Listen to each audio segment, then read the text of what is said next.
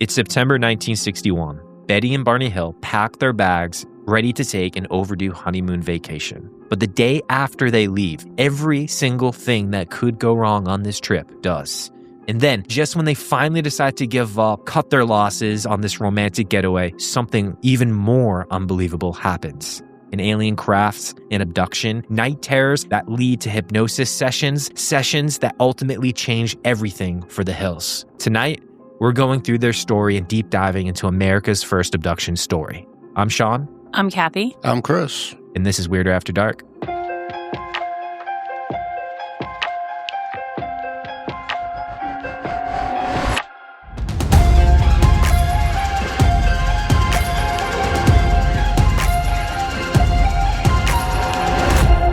You have those like kind of real dreams sometimes, right? Mm-hmm. Have you ever had the ones where like they kind of just continue and just keep going? Like you wake up and then you fall back asleep and you're right it back just into like it. continues on. So I was having one of those and it was like, it wasn't about aliens at the time, but it was about like, there was a ghost that I was following and trying to communicate with. And then all of a sudden the next time I woke up, it felt like I had just fallen into my bed. Like my body was dropped. And I've been reading fucking Betty and Barney Hill stories for a week. So I'm literally like, did the aliens just drop me off? And you know I was scared of aliens. So let's just say I didn't sleep the rest of that night.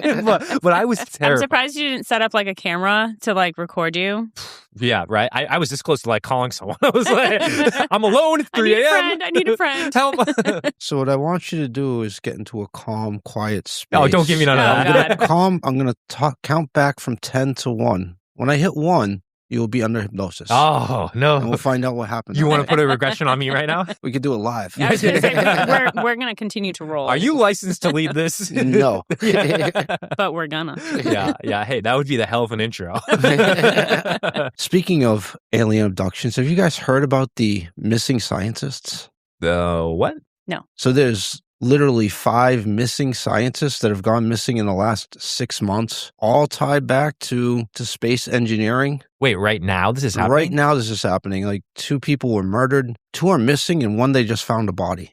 Oh my God, what? No motives, no one. It's a really strange story. I'm actually thinking about just doing it for the podcast one day. And they're all connected together. Most of them are connected together. One of them worked at Kirtland Air Force Base. In strange exotic metals work. Oh, weird. The same Kirtland Air Force Base where they said they brought alien crafts. Yeah, and I was going to say strange metals, like... Conspiracy theories are everywhere about it, but the actual story of it's still very interesting. Don't even, it doesn't need to connect to New England. Send it. Yeah. Like, this sounds so cool. It does connect to New England. Oh, yeah, what? There's an MIT professor and scientist that's missing. Okay. Sounds like you just signed up for your next story, Chris. That might be my next story. Yes. Yeah, dang. Okay, well, I'm excited now. Damn. Yeah. Well, today we're going to get into a story that's been done a decent amount, but I think we're going to take the gang on this like really cool journey to kind of bring it to life and really let you all have a moment to understand A, the facts, B, all the details of this case. And then it's going to put us in a position to really have a good feeling of, is this real or is this not real or is this a fake? Yeah, because there's some theories that this is fake, right? Yeah, just like probably I mean, any alien abduction, alien right? things, At the end of the day. But yeah, this is definitely, in my opinion, it's the most notable and well-researched and well-detailed alien abduction case, even better than the Andreessen story that I did a couple months back. Mm-hmm. This like blows it out of the water. Yeah, and it happened 30 miles that way. Which is like, crazy. Literally in our backyard. Super close. Great. Like we've driven the roads this happened on so many times. Yeah. How nuts is that? In Exeter, they do the alien weekend thing. Yeah, that's like a twofold one. Betty and Barney Hill. Yes. And the Exeter incident that we covered in like Yes. episode 7 or whatever it was back in the day. Yeah. So I don't know. All right. You all ready to get in? This is going to be a big story. We have a lot to unpack, but I hope you all enjoy. Ready for the ride? Let's go. Ready. All right. It's September 19th, 1961. A blue and white 1957 Chevy Bel Air drives south on New Hampshire's Route 3. The night is warm. The skies are clear, and the moon illuminates the car's southbound path as its headlights cut through the heavily forested North Country. Even today, in 2026, these roads feel isolating when driving them at night. Endless stretches of asphalt run parallel to the Connecticut River as the surrounding hills, trees, and mountain peaks obstruct the views. The small homesteads you occasionally pass today, they're not there. So you wouldn't just feel alone in these winding roads. In the 1960s, you were alone. Driving the car is 39-year-old Barney Hill. Sitting to his right in the passenger seat, eyes fixated on the southwestern sky, is his 42-year-old wife, Betty Hill. In the back seat, their small companion and sidekick, a Dutch hound named Delcy, lays soundly asleep. The couple has been driving south for hours. Their eyes are tired, and even though this trip has been far from what they expected, Betty and Barney push through the night while broken, upbeat music fights its way through the radio static. The couple is silent as they reflect on their previous 48 hours together. Just 2 days earlier, they left Portsmouth, New Hampshire, on what was supposed to be a spontaneous honeymoon celebration. Technically, Betty and Barney Hill weren't newlyweds anymore. They had been married 16 months earlier in May of 1960, but their demanding work schedule, combined with this interracial couple's passionate involvement in the civil rights movement, prevented them from any type of honeymoon getaway. But this was it. This was the trip that was meant to make up for all of that, and a spontaneous one at it. Just hours before departing Portsmouth, Barney had found out that his days off that he requested unexpectedly had been approved after months and months of it being denied over and over again. So he rushed home, convinced Betty that the time was now and they should leave as soon as possible. With little to no convincing needed, they departed Portsmouth with a simple plan. They'd head to Niagara Falls, spend the night, and then make their way to Montreal. There, the couple would spend a few days window shopping, seeing the sights, taking in a show, seeing all that St. Catharines Street and all that Montreal had to offer. Even with no concrete plans or tickets, they both figured as long as they were together, how could it be a bad trip? They just wanted to get lost in a few romantic days spending time together.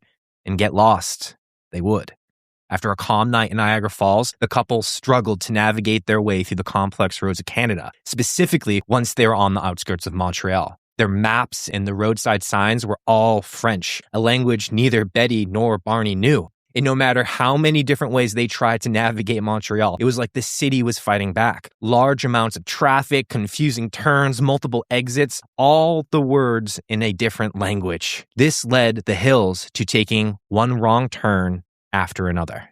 Eventually, the couple even quit trying to navigate themselves and decided to pull over and ask an officer and a bystander for help. But even with the assistance of them, they couldn't find their way. This was exhausting, as you can probably imagine, and honestly just far too much for the situation. I'm frustrated for him right now. Yeah. I've driven through Montreal. It sucked. Yeah, it's not fun. Yeah. And those back roads, like outside of the city, strange. They are very isolated now. Yeah. So back the then, 60s. Yeah. Crazy. Before long, their entire day was gone. An entire day spent lost on the foreign streets of Montreal in their Chevy Bel Air. Not how they imagined this day going at all. Not wanting the frustration to ruin their time together, something the couple rarely got with their competing schedules, they set aside the negativity and set their eyes on a motel room, which to that I just say, bow chicka wow wow. Who cares about Montreal? Let's just hang out the two of us, they thought. Just do it. Let's just buck.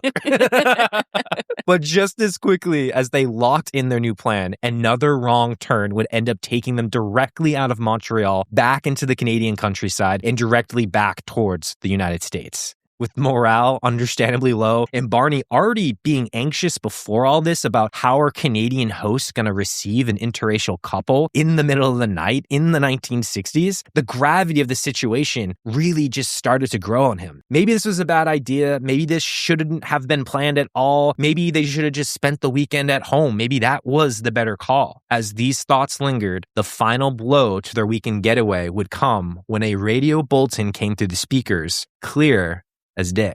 Tropical storm Etha is tracking northward along the eastern shoreboard and is expected to reach New England sometime within the next 24 to 48 hours. Forecasters are warning residents across Vermont, New Hampshire, Maine, and southern Canada prepare for violent winds and heavy rainfall. This news bulletin comes through the radio after a day of lost on the streets. They can't find a hotel. They take one last wrong turn. Oh, by the way, going south. What are you doing storm right now? Yeah. And you get this like massive storm rolling in. And I just got to say, this sounds like what would happen if you and me tried to go on a road trip together by ourselves. Like we'd get lost. It would be like this like huge thing. And then like a massive storm would come rolling in and we'd be like lost on the back roads. Yeah. That track. It That really makes does. perfect It really sense, yeah. does. Yep. And this storm was about to hit exactly as they would have been driving back if they had stayed in Montreal. So for Barney, this was it. He's done. This was destiny. This was the final stakes of the heart. Honeymoon over. It wasn't meant to be. Their spontaneity wasn't paying off at all. It was time to call it quits and to just head home back to Portsmouth. There was no way they would want to be traveling home amid a hurricane, especially not in a foreign country on foreign roads they can't like fucking navigate in a day. Like even if they could navigate them or they're familiar roads, they don't want to be in desolate northern New England in the middle of a storm like that, where one small car problem or one down tree would just cast another dark cloud on this trip. So the Hills made the tough decision. They decided to cut their losses, as we said, and drive directly home to beat the storm. So Barney verified his directions on the map. Clearly he's not good at that. But pressed his foot on the accelerator, and the couple started their 6-hour drive back home towards Portsmouth. I just want to give kudos to him, though, for looking at the map. Fair. That's fair. Not a side eye happening in this room right now. Who needs a map? This is interesting, though, because I didn't know that part of the story. They would not be where they were. Yeah. If it wasn't for all these things going on. Almost like it was planned. Isn't it? It's crazy. It's like so many times in the storytelling we find out it's like destiny has a way of pulling people towards events that are like so crazy and supernatural. I was thinking of the Smutty Nose story. Immediately how like the wind blew a different direction, a storm came, and that opened the window for the whole family to be murdered. I don't know. It's crazy. It's crazy. And as we know, this would be a decision that would change their lives in ways they never could have imagined. Now, 3 hours later, it's approximately 10 p.m. when the Chevy Bel Air exits Lancaster, New Hampshire. Lancaster sits about 40 to 45 minutes north of New Hampshire's famous Franconia Notch. Only a few more small villages will dot the roadside before the car enters the darkness of Franconia's valley, a stretch of road that threads through a narrow pass, while some of New Hampshire's highest peaks glare down from above. It's then, right there outside of Lancaster, that Betty first sees something odd that catches her attention. At first, it looked like a star, slightly southwest of the waxing moon. Betty didn't have to tilt her head to look out the window. It was directly in front of her and in front of Barney. In fact, she was so sure that if she pointed it out to Barney, he'd probably see it better than her. It was right in the line of sight of the driver's side horizon. But she didn't say anything. She remained silent, strangely consumed by it. The car is currently, at this point, driving about 50 to 55 miles per hour, which was the speed limit on Route 3 at the time. And the couple can feel the gravity of the car's momentum with every turn. For a moment, the tires briefly lose friction with the asphalt as a bump in the road shakes the car. But as her body moves with the Chevy, her eyes don't leave the strange lights. Minutes pass and she's still transfixed. It feels like it's calling to her. She just can't take her eyes off of it. And then she noticed the light seems to grow brighter. What Betty's feeling right now isn't fear. It's more uncertainty mixed with curiosity. But whatever it is, it begins to slowly wash over her as she's internally trying to unpack exactly what it is that she's looking at. Is it not a star? Is it a plane? Living near Pease Air Force Base, though, in Portsmouth, Betty's no stranger to planes in the night sky.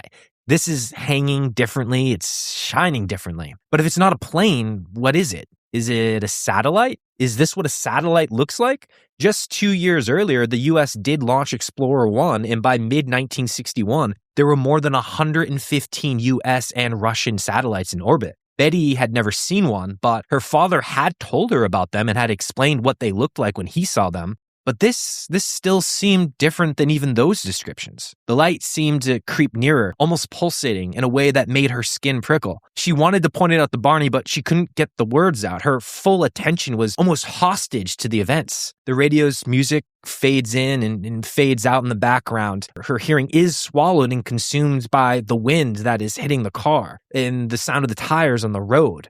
As Barney begins to navigate a wide curve, a sudden sharp pop made Betty jump. Fear pulsed. She let out a scream. Her body lightly launched upward, causing her nearly to hit her head on the roof. Bright lights slam into Betty and Barney's vision. A white, blinding white that engulfs both of them as it shines through the windshield. They both flinch. Barney shields his eyes momentarily and then opens them, just trying to find the white lines on the side of the road to keep the car moving. Barney, too, lets out a sheepish yelp. The sharp maneuver and screams wake Delcy, their dog, who had been asleep in the back seat, and she too begins to bark in alarm. Everything's happening so quickly, there's so much panic. Suddenly, Barney's vision begins to clear, and as it does, he sees sparks shooting upwards from the ground like fireworks directly across the double yellow lines to his left. They seem to leap closer with every single flash, every second, and then, just as suddenly as all this began, the lights vanish and they're gone. And it's just a truck thundering past, dragging a battered exhaust system across the Route 3 pavement, sparks trailing off into the distance in the rearview mirror. Just another car driving far too fast along the sharp turn. Still startling enough when you haven't seen another vehicle for what feels like hours. It was just a fucking truck. It was just a truck. That's a real story, though. They actually documented that they were terrified by a truck passing. There was something going on between the light in the sky and Betty. Yeah. Like there was like she was like they mesmerized. were like communicating, that they were in touch with each other for that incident. Let's hold on to that idea of Betty being connected to this. That might pop up in a little bit. As Betty and Barney find their composure and laugh off the event, as he probably would in the moment, like, oh my God, he's got terrified by a fucking truck. Yeah. Betty looks back towards the star and her stomach starts to sink. It's closer. Now it's far larger than the surrounding stars, low hanging. It's now impossibly bright. The stars and the dark sky, hell, even the moon are starting to seem like a backdrop to this light's presence. Barney, still grumbling about the reckless truck driver, stopped mid-sentence as Betty pointed towards the light. And Betty said, "Look, there's a star moving." And I look and I see a star. It's funny. But I said, "Betty, that's a satellite. We are seeing a satellite." Is he under hypnosis? That is a clip of Barney under hypnosis at the time. And we will be using clips of him and Betty under hypnosis to help us piece this story together as we move through. Because I was going to say, he sounds very like lethargic. Yeah, like kind of out of it. Just talked a lot slower in the 1960s. I don't know. Honestly, they probably did. Probably not wrong there either. As quickly as Barney sees it, their car takes a sharp turn and it's out of their view. As the road stretched around a mountain bend near Mount Cleveland on Route 3, Betty noticed that Delcy was beginning to act restless. So she asked Barney to pull over, and he agreed that he would at the next logical pull-off. When the light came back into view, Betty sat shocked. It moved. It's even closer. And if Barney's right and this is a satellite, do satellites get closer to you in the night sky? And even more concerning, it was no longer just southwest of the moon. What the hell was she looking at? What could move like that? Did it move? Was she just seeing things? Is it a figment? Was it just a perspective change from the car going around the mountain turn? Was she tired and she was starting to lose it? All these thoughts just started to race through her mind, and she began to question every single thing that she felt. The car started to slow because Barney had finally found a pull-off for them to go to. At this point, the hills were about 20 miles south of Lancaster, just past Twin Mountain, when they pulled off to the left-hand side of the road. And Betty jumped off her side, on her side, with the binoculars, and I got the chain, and I hooked it to the dog on her collar, and I say, "Come on, Delcy, let's get out." She jumps out, and I look toward the sky, and I look back to Delcy and walk her around the trunk of the car. And I'm saying, "Hurry up, Betty, so I can get a look." And Betty passes the binoculars to me. And I see that this is not a satellite. It is an airplane. It is an airplane you can see. I think you can see the rows of windows. And it is an airplane. And I tell Betty this. Barney tracks the light with his binoculars, but then he saw it make a sharp left turn, heading directly toward Vermont. Barney would continue to project calm and reassurance to Betty that this was an airplane. But in that moment, even his confidence was starting to wane as the craft suddenly made another sharp turn, this time heading straight towards their location. Barney felt a bead of sweat form on his brow as his eyes stayed glued to the binoculars and the binoculars stayed glued to the craft. Betty takes the binoculars back from Barney, and now she's watching the light move from left to right across the moon. It is now being illuminated by the moon. It moves slow, deliberate, purposeful. Multicolored points flashed and pulsed. The motion became sharp, erratic, unlike anything she had ever seen. And as she described what she was seeing, she again passed the binoculars back to Barney, and Betty and Delcy decided to return to the car. Smart. Barney was speechless. Even his internal dialogue went silent.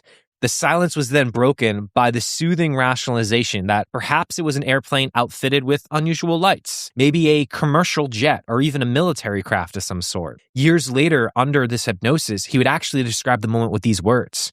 I used to be a mail truck driver back in Philadelphia, and there was a box near the airport. I would see planes coming in to land with their lights on. It was a very funny feeling seeing large things coming in to land. And I thought of that when I was standing there on the highway with the binoculars, that this thing was like one of those planes except coming directly at us. Growing nervous and eager to escape the moment, Barney returned to the Chevy, started the engine, and quickly got back onto the road. 5 miles south of Mount Cleveland, the hills found themselves in Franconia Notch. To their right, Cannon Mountain loomed large, its rocks cliffs reflecting the moonlight. At its peak, the couple could see the restaurant that sat atop the mountain and the tramway that hosted the travelers who didn't want to hike to the summit. To their left, New Hampshire's sixth largest peak, Mount Lafayette, stands 5,249 feet tall. On any other moonlit drive through Franconia Notch, this moment would inspire awe and amazement. But tonight, it inspired fear and panic as Betty watched the pulsating light, closer than ever, slowly crawl over the restaurant that sits atop of Mount Cannon. As the object passed directly above the eatery, Betty noticed the restaurant's lights simultaneously just went dark. What the? Coincidence? Or did that craft or whatever it was cause that? Betty looked at her watch. It's 10 minutes past 11, and she can't help but think that if anyone were up there right now, what would they see?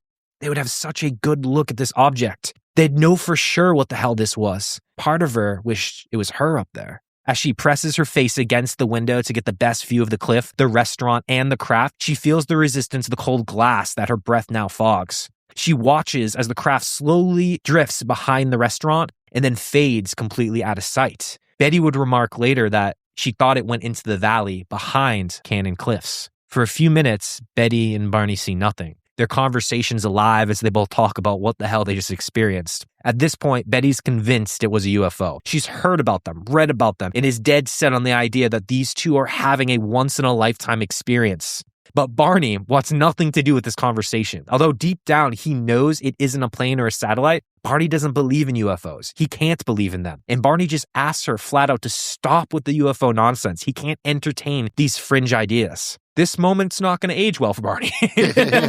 He's about to have one of the most traumatic experiences of his entire life. We're about to hear them relive it. After 5 to 10 minutes, the couple thinks their experience might be behind them. The anxiety, the doubt start to settle and melt away to a sense of calm in their night's drive. But it doesn't last long. Betty is shocked to see the light as actually still with them when they pass the old man of the mountain. R.I.P., man. R.I.P.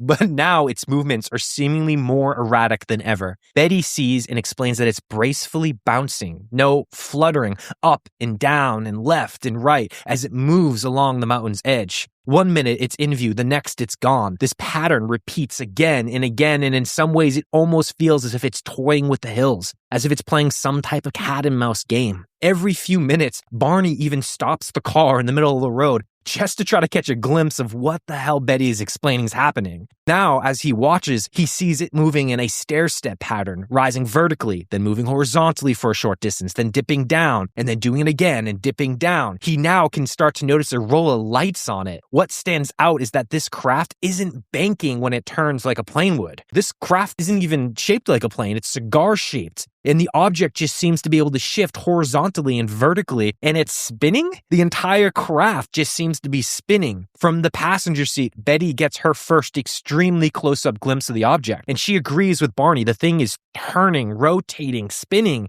and she watches it as it flies in a straight line for a short distance, and then suddenly stops, tips over on its side, and then goes straight up and then straight down. At this point, Barney can no longer deny it. This is unique.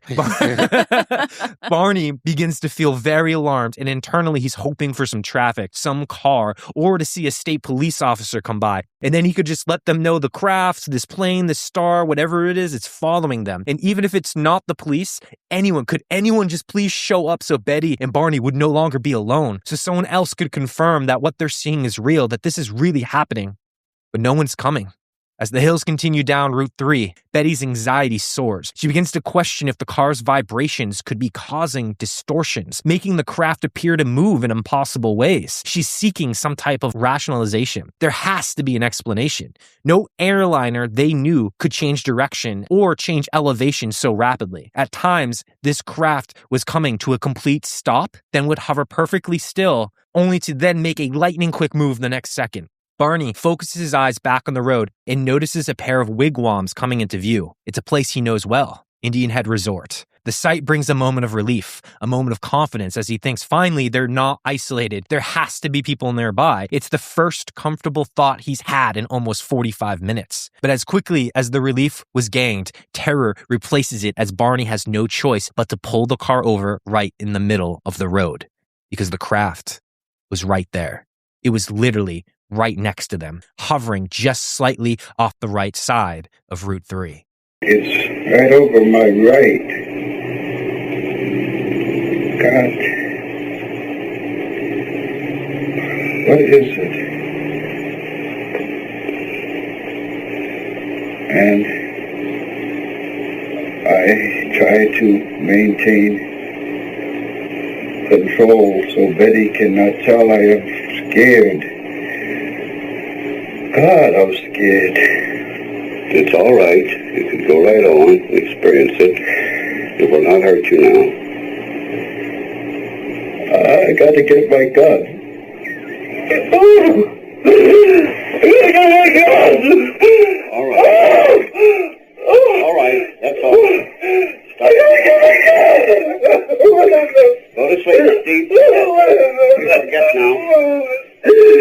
Oh, you Lord. forget it now. You've forgotten. Calm now. Relaxed. Deeply relaxed. Deeply relaxed. You will not have to make any outcry. But you can remember it now. Keep remembering.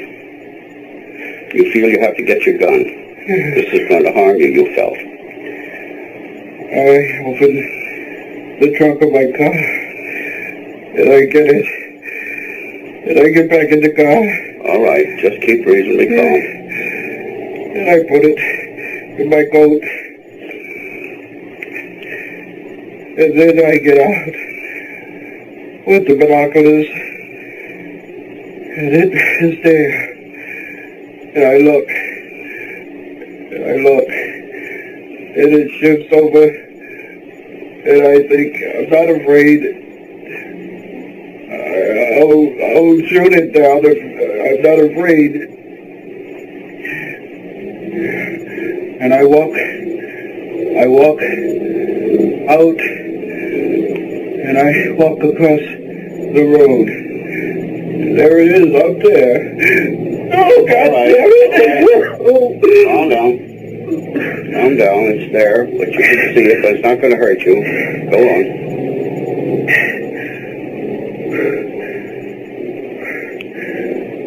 Why doesn't it go away? Look at it. It doesn't matter. Calm. It's not going to hurt you. There's a man. The captain, what is he?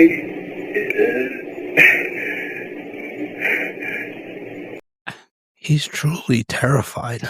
Yeah. You could hear it in the beginning of the clip, right? Yeah. Like you could Yeah. hear the fear. regardless of what actually happened, that man is terrified. That's why I left this clip in. This clip doesn't really move the story forward much. Yeah. But it was the raw emotion Yeah. of him recalling that I was like, whoa. And then every time he started kind of like going, like focusing back on the aircraft, the fear, like you could, you know, it comes back. Yeah, it was and like just childlike hysterics. Yeah. Barney would later describe the scene in more detail with the following quote. The motor was running and my arms were jiggling, so I stepped away from the car. And when I did, the object, which was to the right of the car on Betty's side, made an arc-like turn, or not a turn, but a swinging motion over the left side. And I thought, my God, what is this thing? It's got to be a helicopter just to stay suspended like that. And it's just not making any sound. It's silent. So I started walking across the highway to look at it. And as I walked further away from the car, I noticed with my binoculars that there were 11 men looking down at me. And they suddenly made a turn to what I thought was a panel. I could see their arms going up. And there was one man who was standing there looking down upon me. Ugh. And I don't know if you caught it at the end of the clip. I know the sound quality is a little iffy, but that's what he said at the end of the clip was, there's a man and he's looking down at me, was how the clip ended. Wow. Oh. This went from, this is a weird light, to there's something in that craft clearly interested in me. Yeah. Barney continued. I kept getting closer. I could see 2 red lights coming out from the tip of this thing that did not look like a plane at all or a helicopter. I could see along something coming down from the center, and I kept just walking and going closer and closer, and I blinked and I thought, this can't be real. I shook my head and turned away. I tried to put my hand toward my gun, but I could not. I could not understand why my hands stopped me from going to the gun and kept me going back to the binoculars. And this man just continued to stare at me. He's telling you something. How? How is he getting it to you? I can see it in his face. Do you see his lips move? Yes. No, his lips aren't moving. Yes, go on. He's telling you. And he's looking at me. What did he tell you?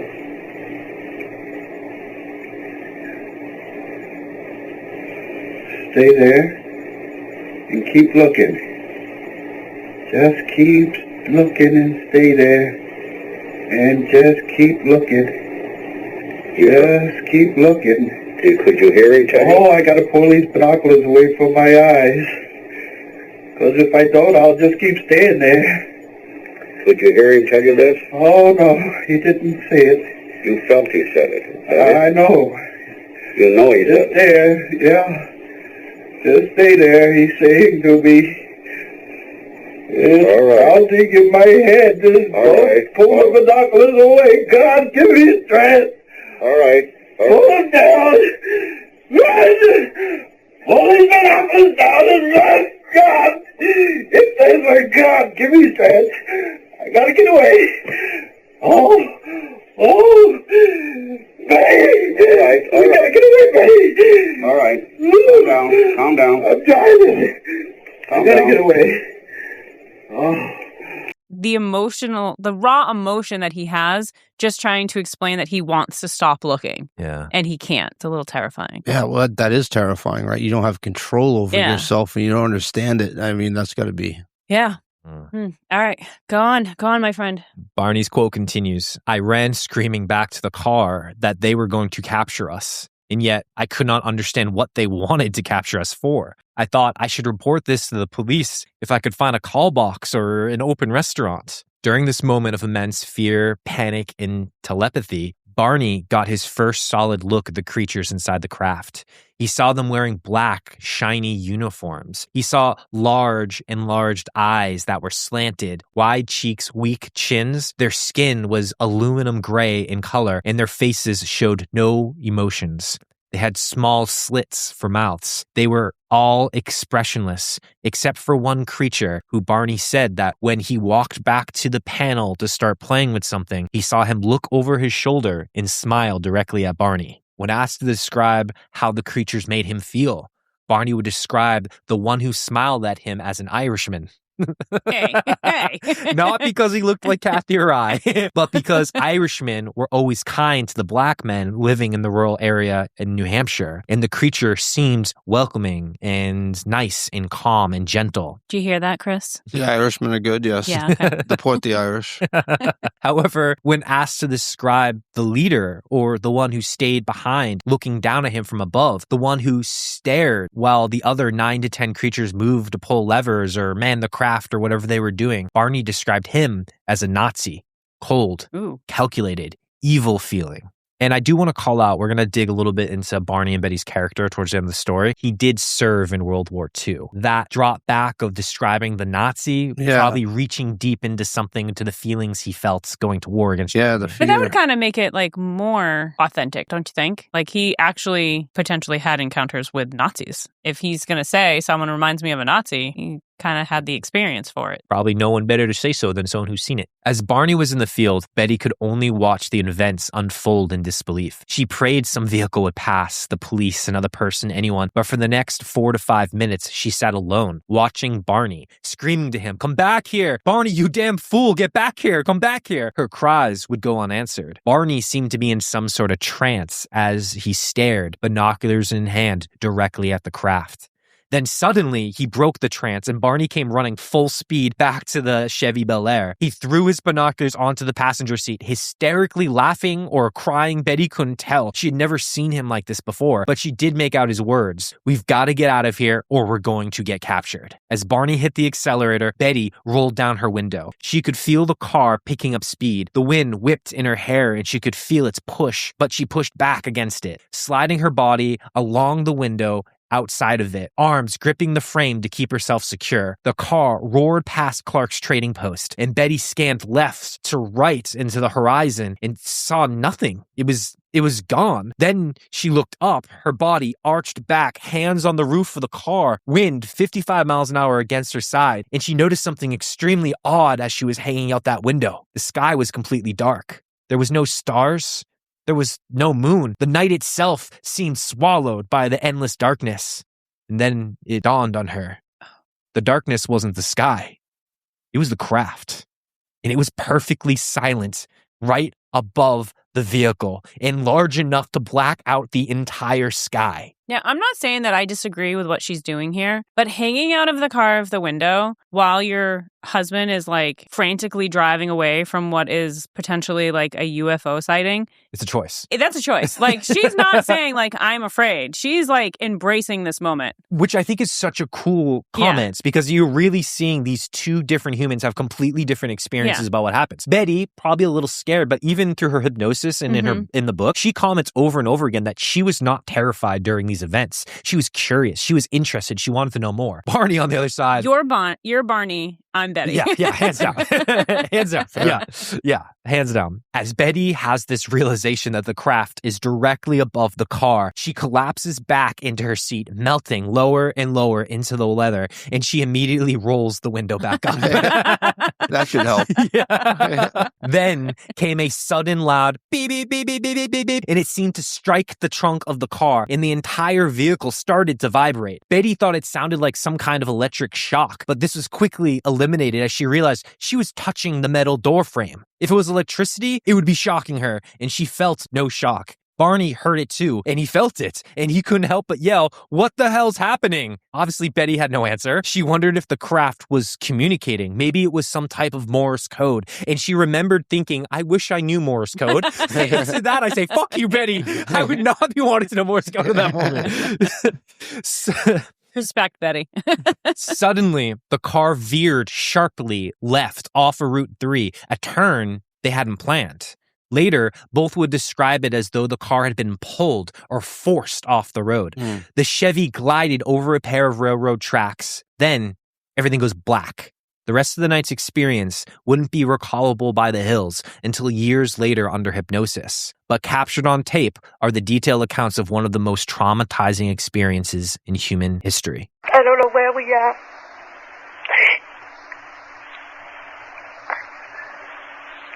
I don't even know how we got here. Barney and I, we've been driving, and I don't know how long, and we haven't even been talking. I just been sitting here feeling that something's going to happen. And I'm not really too afraid. Except right now I am. At that time I didn't feel afraid.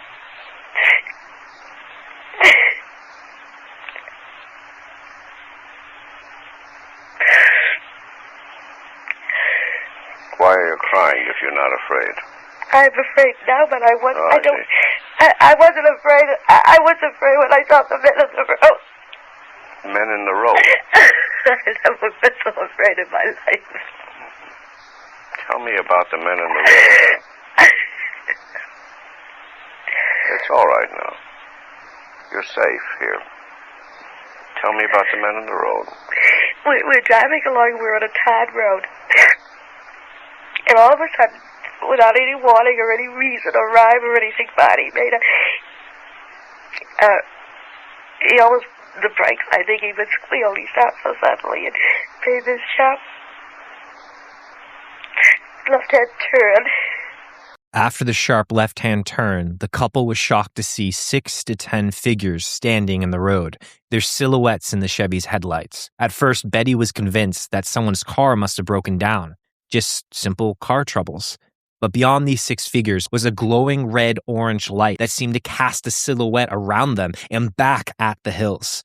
And there was no car. Barney brought the Chevy to a stop directly in the middle of the road, and as he did, the car stalled. Then the figures seemed to react almost immediately, as if they had just received orders to act. They instantly split into 2 groups of 3. The car motor died. The car stalled. And when they started coming up, Barney tried to start the car. He tried to start it, and you know how a motor of a car would just turn over, it won't fire? And he tried to start the car. He did what?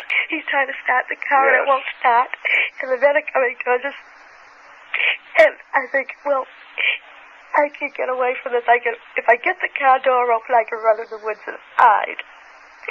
And I'm thinking it, and I just put my hand on the car door and open it. And the men come up, and they open it for me.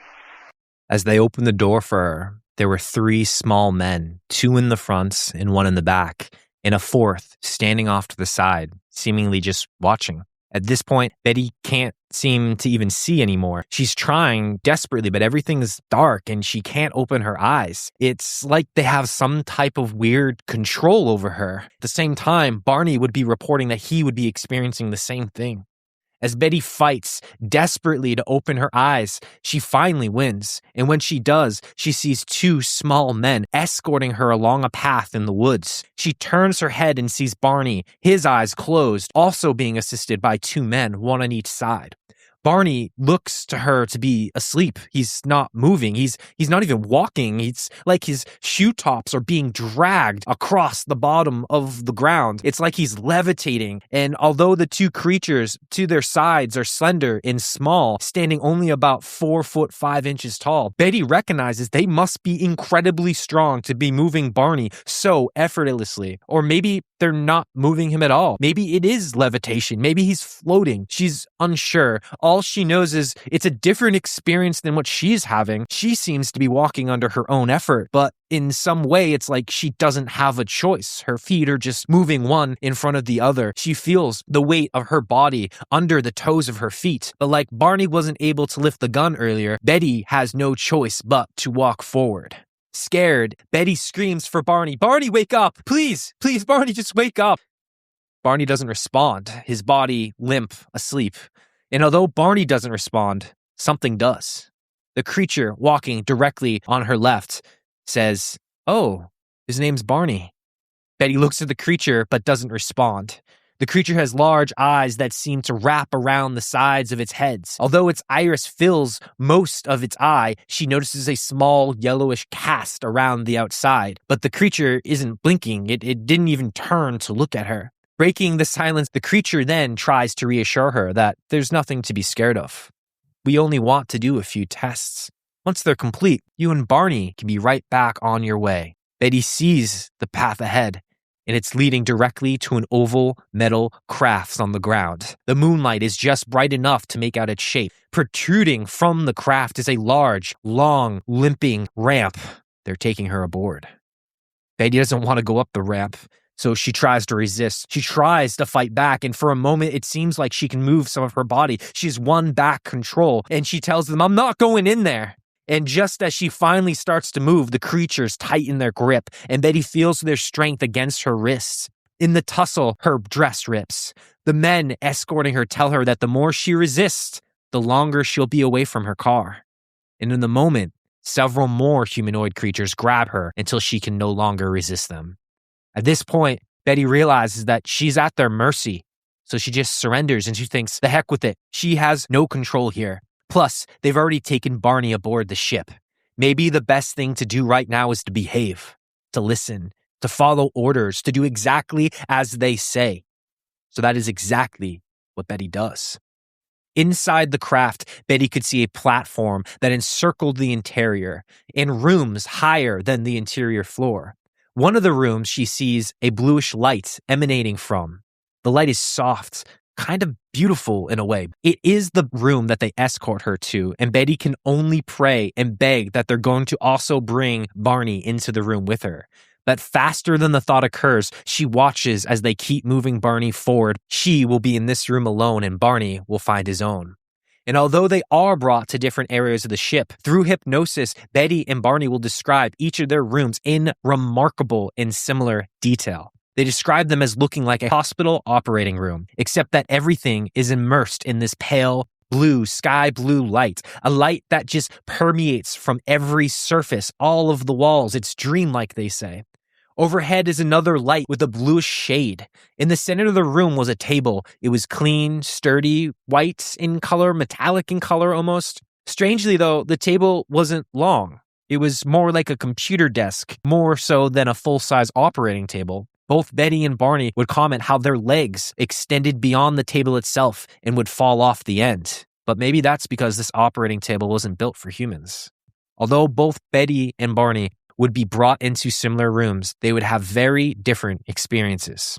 Let's start with Barney's. And we're going to start with Barney's because most podcast episodes or books you read or things you hear on it, they never bring up Barney's part of the tale because it's not as long or as descriptive as Betty's, so they kind of skip over it. We're not going to do that. We're going to share a little bit of what happens to Barney. Although Barney will keep his eyes closed during most of the examination, he recalled hearing a humming-like sound that seemed to be coming from the beings themselves. Once unclothed, they slowly turned Barney over and inserted something into his rectum. Never mind, this is probably why they skipped this part. Yeah, I was going to say this. I think this is the reason why. He could tell it was tube-like, which I say, how do you know that? How do you know, bud? Yeah, exactly. But noted it didn't hurt. It wasn't painful even, but it was slightly wider than a pencil. And again, I go, bro, you can tell that? Wow. Yeah. That's what he said. The device entered his rectum easily and then was removed. The beings then moved their hands, or a device, his eyes were closed, down his shirtless back. He could feel it slowly moving down the spine, cold against his skin. He wasn't exactly sure what they were doing, but it felt as if they were counting his vertebrae. Barney describes it as feeling as if a single finger were slowly applying pressure down each small section of the spine. As the examination continued, he heard continuous humming from the beings, mum, mum, mum, mum, mum, mum, and then he was turned over again. At that moment, he heard more of them come into the room, and he felt a scratch on his arm, like a needle prick or something. He wasn't sure if they were scraping his skin or taking blood, but the momentary pain felt familiar. Barney noted that the creatures also inspected his ears and seemed mostly intrigued by his bone structure. Barney then describes a cup-shaped object being placed against his genitals. It was soft and felt as if it was encased in some type of solution. It had substance to it, body to it. He felt a tug of pressure, but no pain. Barney suspected they were taking sperm samples, but said there was no erection, no ejaculation, and absolutely no pleasure occurred during the event. He's sticking to his story. Yeah.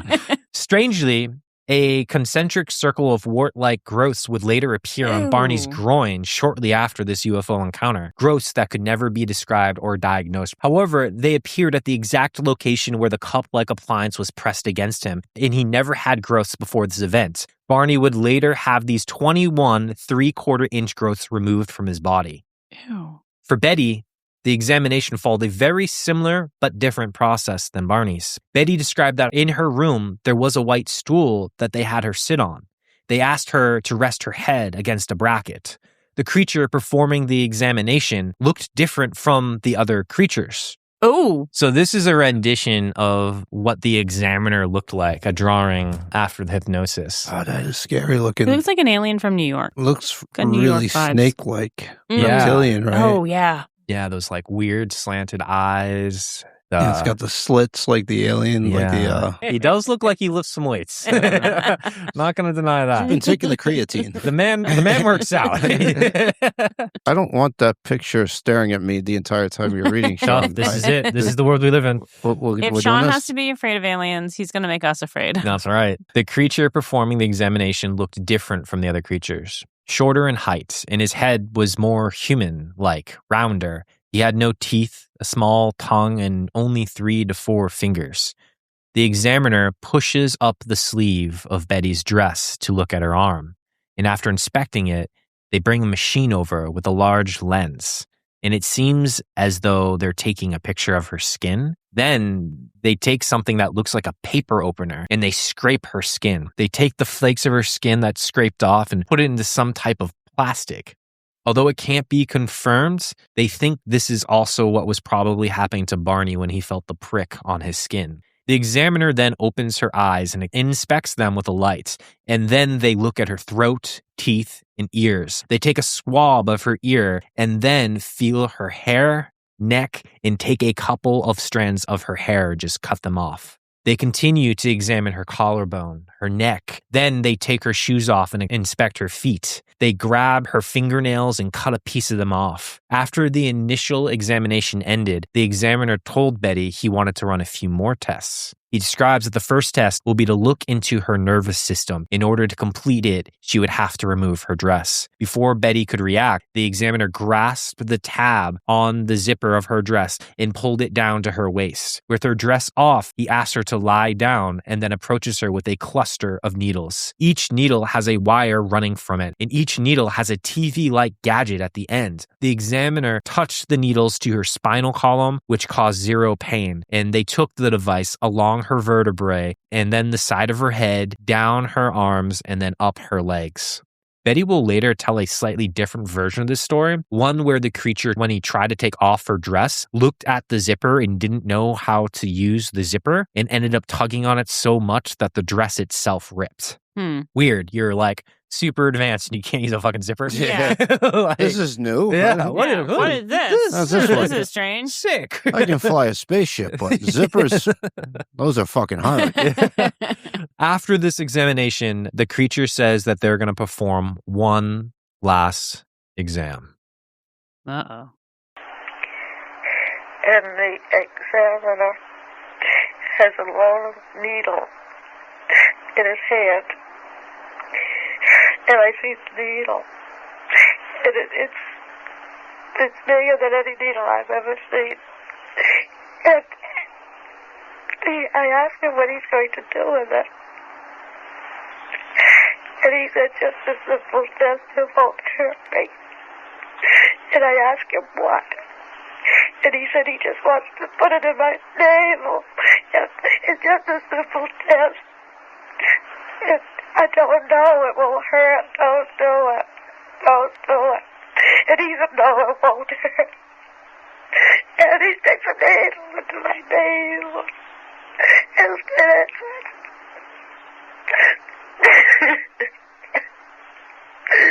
and I'm crying and I tell him it's hurting, take it out.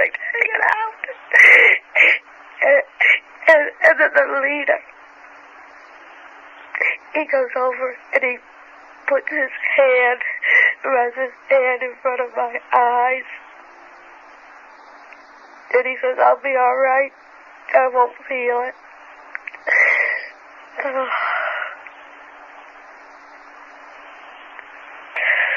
And all the pain goes away.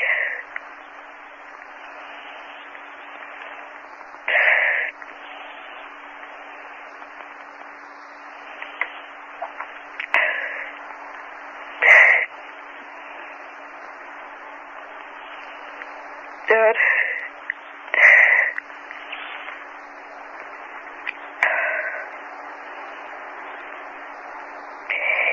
that, but I still, the pain goes away, but I'm still sore from where they put that, I don't know why they put that long needle into my navel. I tried to tell them they shouldn't do it. But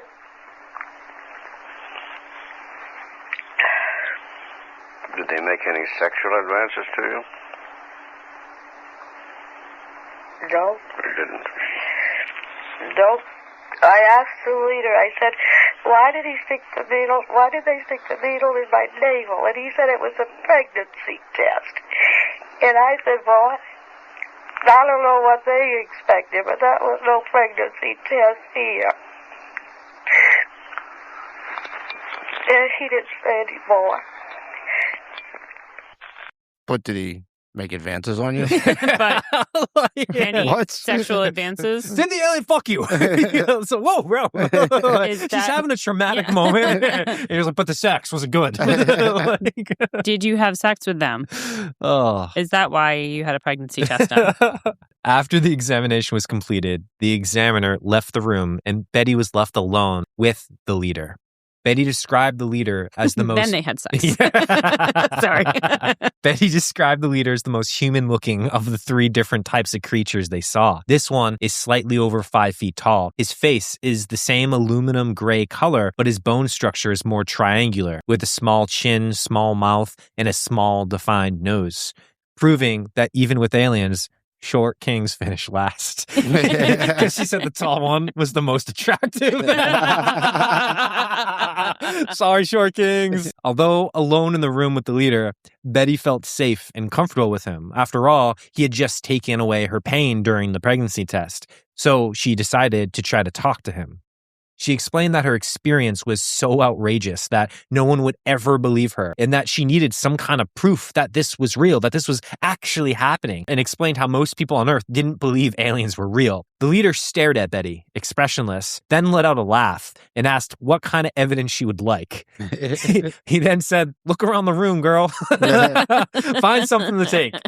Betty looked for anything and anything that would make people believe her. And then on top of a cabinet, she spotted a book. Betty moves to the book and grabs it and asks if she could take it back with her. The leader let out an audible laugh again and says, you think you can read it? But to Betty, this wasn't about reading. It was about having something to show people, to something that was tangible that could prove that she wasn't crazy. So Betty responds, no, but I would like to have it. And strangely, the being just agrees and was like, sure, take the book, bitch. Stop talking. Like, he obviously didn't say that, but like, that's how it plays. That's not how it, Yeah, sure. how it went down. Take the book, bitch. Wow, take the book, bitch, and shut up. Stop talking. God, I'm gonna jog Is back this off a the library? car. Date's over. I was delighted. I mean, this was more than I had ever hoped for. He went over across the room to the head of the table, and he did something. He opened up. It wasn't like a drawer. He sort of did something in the metal of the wall. There was an opening, and he pulled down a map.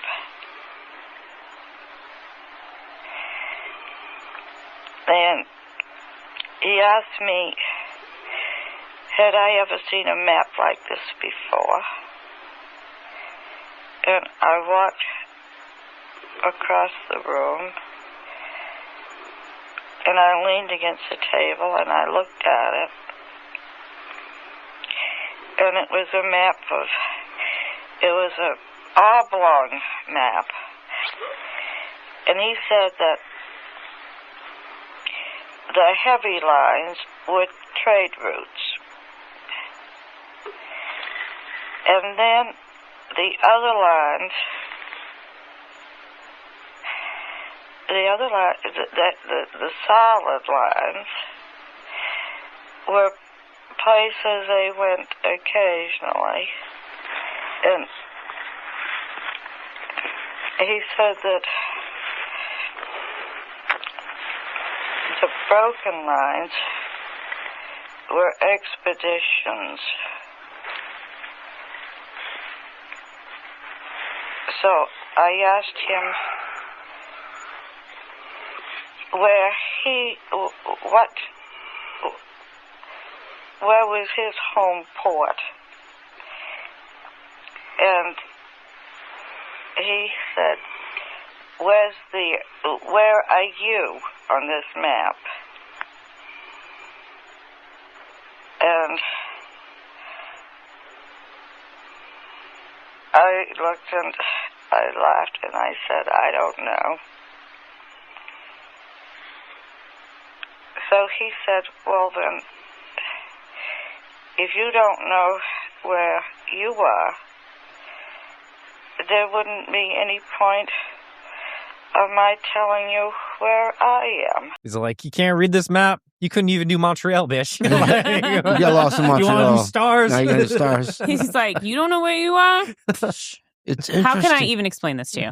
It's really interesting to me because they're clearly describing things that they don't really have words for. Like, she walked over and there was metal and the wall opened. Like, they're describing something that It feels real. there's no real words for, And right? that makes it real, right? Like, 'Cause the it's- light was blue, but it was coming from the walls. Yeah, it was just Like, emanating out of the wall. Yeah. Yeah, it's like, no, there wasn't a blue light. There was blue light, but I don't know where it was coming from, and I can't really explain it, and I'm doing my best here. Yeah, I agree. It's creepy. It's strange. It's like so believable, which is terrifying. Okay, we're about to walk into my favorite part of the abduction. And I want to be really clear. I'm terrified of the idea of an abduction. But if I ever do get abducted, I hope something like this happens. Okay. After the star map, apparently there was a loud noise. And the examiner comes running in, and Betty says he was clearly excited. Betty can't help but think that something must have gone wrong with Barney.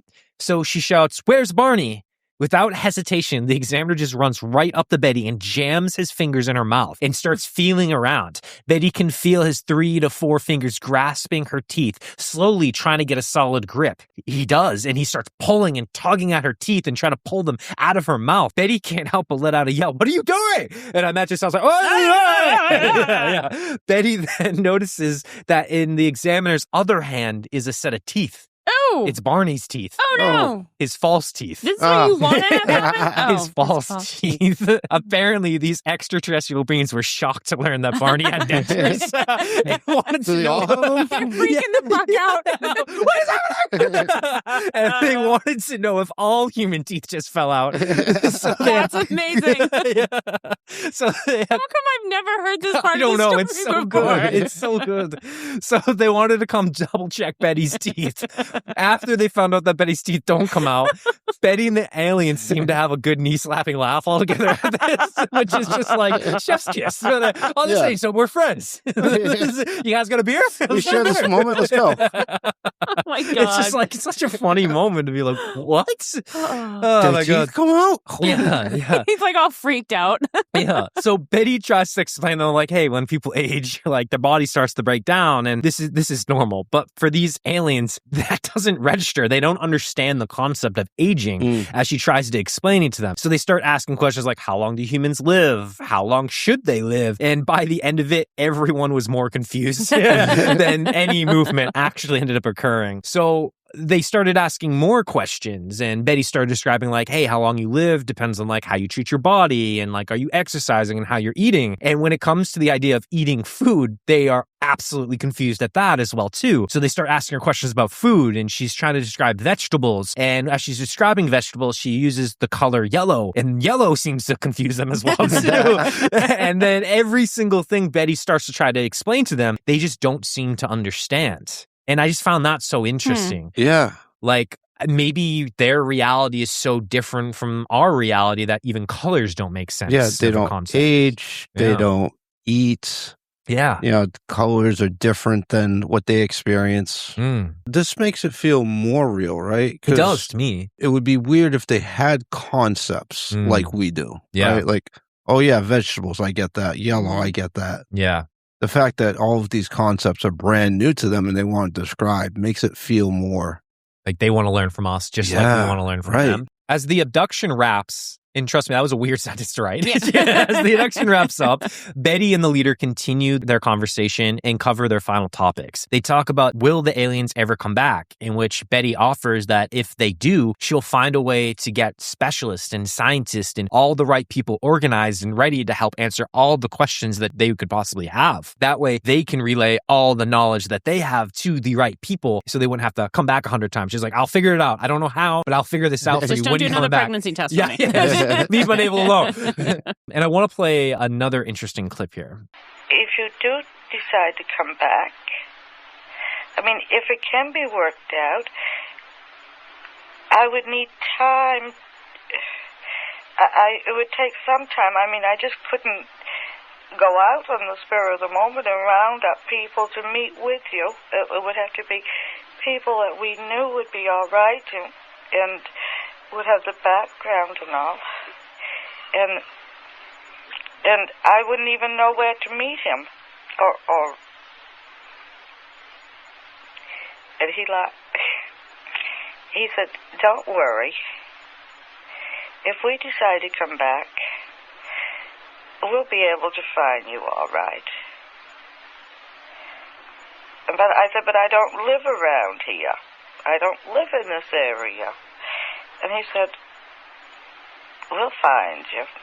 And I said, how? How will you find me? Out of millions of people. And he said, we will. We always do find those we want to. Ooh. Oh, I didn't like that. No. Again, this one didn't move the storyline forward much, but that scared me hearing that. We always find the people we want to. And I was just like, but see, there you go these again. were not random people driving down the highway. They planned to pick these two people. We always find the people we want. Which goes back to what you were saying earlier, that it's almost like there were things in play forcing them to get to that exact spot at that exact moment. Yeah, were they lost or was there some kind of telepathy that was confusing them? Yeah. Interesting ideas. Creepy. I don't like this. Moving on. The last notable part of this interaction comes when Betty and Barney are being escorted away from the ship. As they're about to head down the ramp, the leader takes the book from Betty and apologizes. Betty's floored. The leader offered the book to her, said that she could have it as her proof, but the leader lets Betty know that the others have decided that Betty cannot have the proof. In fact, they've decided that Betty can't remember these events at all. And I said, oh, I'm furious. I said, you promised me I could have the book. You gave me your word I could have it. And he said, I know it. He said, but the others object. They don't want you to have it. And I said, but this is my proof. If you take the book away from me, I'll have no proof that this has happened. And he said, that's the whole point. They don't want you to know it's happened. They want you to forget all about it. And that's why I'm taking the book. I won't forget about it. You can take the book, but you never can make me forget about it. Because I'll remember it's the last thing I ever do.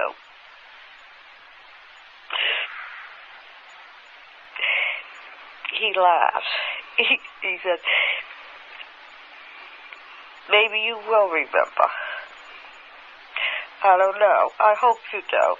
But maybe you will. But it won't do you any good if you do.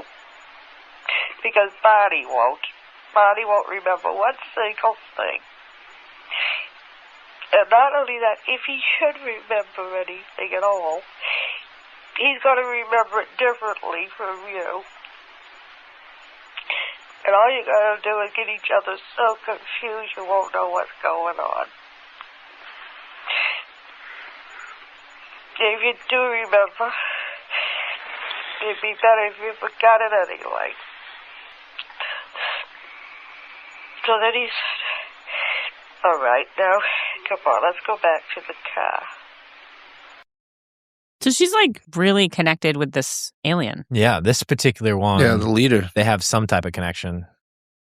No sexual advances, though. No. Just clarify. Just clarify. Nope. The next conscious memory the Hills had was the same electronic buzzing. Beep, beep, beep, beep, beep, boop. And they were back on Route 3. For several minutes, neither of them spoke. They were stunned, trapped in a fuzzy mess of fragmented memories. The craft is gone. They have no recollection of the abduction that just occurred. And as they try to recount what happened, all they remember is the strange beep, beep, beep, beep, boop on the trunk of the car, the vibrations, and then it happening a second time. Those are the only things that remain clear. The one thing both Betty and Barney do know is this. They're desperate for human contact. They both have this deep longing and urge to be around other people. For safety, for company, for physical or emotional connection, they don't even know why, but they just both long for it. And they both agree that the next city that they see, they're finding an open restaurant, a gas station, a police officer, anything. Well, the next city they see is Concord, New Hampshire. So they pull off the highway and look for anything, for anyone, but everything is closed. There's not even a car on the road, no open gas stations, no late night coffee or truck stops. And their regret starts to sink in, this heavy feeling that they still have about an hour and a half drive from Concord to Portsmouth. Would the beings be coming back? Would they have to endure another round of cat and mouse with this ominous craft all the way back? The Hills would have no choice but to find out. Resigned to their fate, they reconnect onto Route 4 East and start their journey home. And luckily for them, nothing else would interrupt their journey.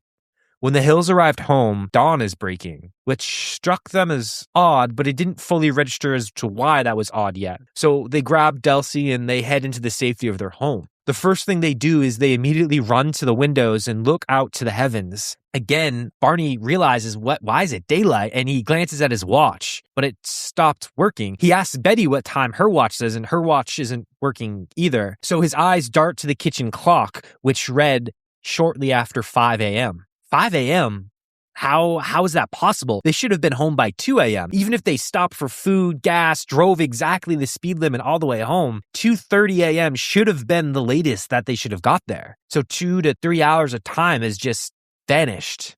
Knowing they don't have the answers, couple immediately tries to recount the craft following them. Both at this point just in pure amazement and awe and marvel of the extraordinary experience that they've encountered this evening. Betty wrote later that night in her journal that they both felt calm, peaceful, and relaxed. Relaxed enough that they just chose to take a shower and then go to bed, which is just crazy. On par. Yeah. It would ultimately take 5 months of hypnotic regression sessions from February to June 1964 under the guidance of Dr. Benjamin Simon, a Stanford graduate and Boston resident, that would help them piece together exactly what happened during those missing hours. Through these sessions, a startling account emerged of that strange night of September 19th to 20th, revealing what truly occurred while Betty and Barney's memories were gone. One truly strange, interrupted journey. Going forward, Betty and Barney would be at odds over how much of this story they should share with friends, family, the military, scientists. Betty, already having been open to the ideas of UFOs, wanted to tell everyone. Her perspective was this was such a fascinating and extraordinary experience and it should be shared with the world. Barney, however, wanted to keep the event private, amongst themselves. Barney was scared of how the world would view such a wild story and, most importantly, worried about the damage it could do to their reputations. See, Barney was most passionate in life about his involvement in local government and his fight for civil rights. Barney had won prestigious awards and held influential positions in the movement, and he was worried that if his involvement in this fringe alien experience, would that invalidate all his work and make him an outcast? So where does that leave us? Was this real? Was it fake? And to piece all that together, we have to answer a few more questions to have a really good idea to what this is. The first question I think we have to start asking ourselves is, who are Betty and Barney Hill? Like, what are their characters as individuals? So I just want to describe a little bit about who they are and how other people talked about them. Betty was 42 at the time of the abduction, a college-educated woman from the University of New Hampshire, whoop, with a rich and purposeful life. Before marrying Barney, she actually had married a previous man, Bob Stewart. He was not a good guy. He actually ended up cheating on her multiple times, which sucks. But when he came into the relationship with Betty, he brought 3 children of his own. And Betty adopted all 3 of those children and raised them as her own. The single fact I bring this up is I think that says a great deal of who she is as a person, right? She opened her heart to 3 children who weren't hers, and she helped raise them. By profession, she was a social worker, dedicating her career to the welfare of others. She was an active member of the local Unitarian congregation and the NAACP, which fought for civil rights, and was regarded as a genuine community leader in the Portsmouth area. This was not a fringe personality. This is not an isolated and troubled woman prone to, fantasy. She was an educated, grounded, and deeply embedded in the fabric of her community, someone her neighbors looked to, respected, and trusted. With all that said, after these events occurred, Benny did end up leaning a lot more into the conspiracy theorist lane of things. And to that, I say, how could you not? Yeah, I was you gonna just say, have this crazy, unexplainable experience that so how do you everyone... not question everything else in your life and everything that you've ever been told? People will point to that, after this, she kind of, went out there. And it's just like, when you have this experience that you believe happened and everyone tells you it's not real, how could you not go into that lane? If I thought this happened, I would be reading every UFO conspiracy theory because I'd be looking for anything to connect to. Yeah. And I didn't write this in the story, but just leaning into that, Chris, she would end up going ahead and creating an abductees emotional support group. Yeah. I was going to say that, not only going into it and educating yourself on other things that have happened, but also surrounding yourself with people who have gone through this. Believe it. Yeah. Or have gone through it. Yeah. So, yeah. Which is just like any other trauma. Yeah. You get a group of people who've been through the similar thing and you find strength through that. Yeah. There was actually this really cool story, too, that after her divorce, she was trying to navigate her way through life. She ended up purchasing a house in Portsmouth, and a oil company decided that they wanted the land that her house was on. And she didn't want to give up her house. This is her independence, the first thing she owned by herself, and it was this new, fresh start. And in the 60s, that's rare. Yeah, super rare, right? But she was a super smart woman. She put off the negotiations and slow played them, and eventually she ended up getting 2 to 3 times more money than the initial offer from the oil company. So she agreed to sell her house. Oh, hell yeah. But even more witty, she then went back to them after she signed all the agreements and they go, well, why did you want this house? And they said, hey, we just want the land. And she goes, well, then I'm going to pay you $1 and I want my house moved as well. And they agreed. She just moved her house. So she got the money and her house for $1, moved on to a new plot of land. So she's a pretty smart woman too to negotiate through all that. And I think too, having you describe the type of person that she was, now her interaction with that leader saying, tell me when you're going to come back.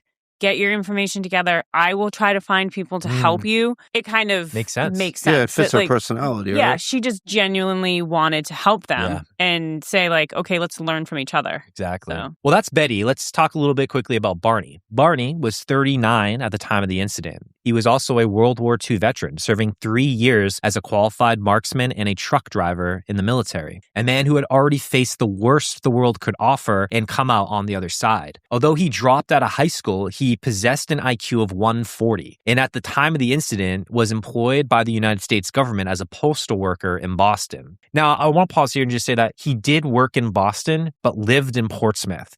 So to maintain that job and the pay and to live with Betty, he was driving every morning to Boston, working an all-day shift as a postman, and then driving all the way home. And it was that commitment to the work that made it so that Betty and Barney never really saw each other very much at all. So that's why this vacation, this honeymoon meant so much for them to have this getaway, because they had alternating shifts and never got any time together. And can we just call out, he had an IQ in the 140s and he's delivering mail. Yeah, right. Why isn't he working for NASA or Wall Street? It's a great question. And Barney's life extended well beyond his day job as a postman. Like Betty, he was a recognized and respected figure in the Portsmouth community. He sat on the local board of U.S. Commissions on Civil Rights, and this wasn't a ceremonial role. He was deeply and personally invested in the cause, an active member of the NAACP, and a committed churchgoer. As a black man married to a white woman in the early 1960s America, the fight for civil rights was deeply important to him. Barney also had a kid from a previous marriage before Betty. The child didn't live with him and Betty. He was back in Philadelphia, but he was described as a loving and devoting father who also served in the Boy Scouts of America with his son until he was 18. Betty's family described Barney as kind, gregarious, genteel, and well-informed on social and political issues. Taken together, Barney seems to be a man of substance, thoughtful, principled, and engaged in his community, not the sort of person who could be easily dismissed as a fringe UFO skeptic. So that's about their characters. How are we feeling? They seem like good people. Yeah, I just have no angle that says anything other than they experience something, right? Something. Yeah. Something, right? They're not like hurting for money. They're scared to share this story. Barney for sure. Yeah. Yeah. Well, let's move on to question 2. Did Benny and Barney experience any post-abduction issues or experiences? And to that, it's an astounding yes. Yes,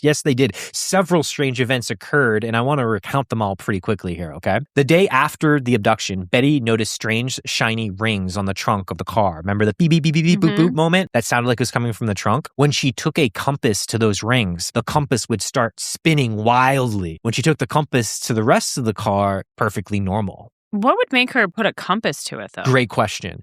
So Barney asked her not to tell anyone about the story of the abduction. He wanted to keep it to himself. Right. Betty pushed back on that and said, you have to at least let me be able to tell my sister. Yeah. So she calls her sister on the phone and she describes her what's happening. So Betty's sister gets off the phone with Betty and then runs across the street. And there's a physicist who lives across the street. The physicist hears the story and then immediately goes, well, hey, if it is something like this, in previous experiences where people have come in close contact with the UFO, compasses will spin wildly. Tell her to take the compass to the car. Okay. So that's what ultimately led to it. Fun fact, Barney wanted nothing to do with this. Got off the phone. He's like, you can take the compass. I want nothing. Like, go have fun, lady. Do your thing. I'm going to watch the game. Yeah. But shiny circles and then the compass just would spin radically onto it. Super strange, right?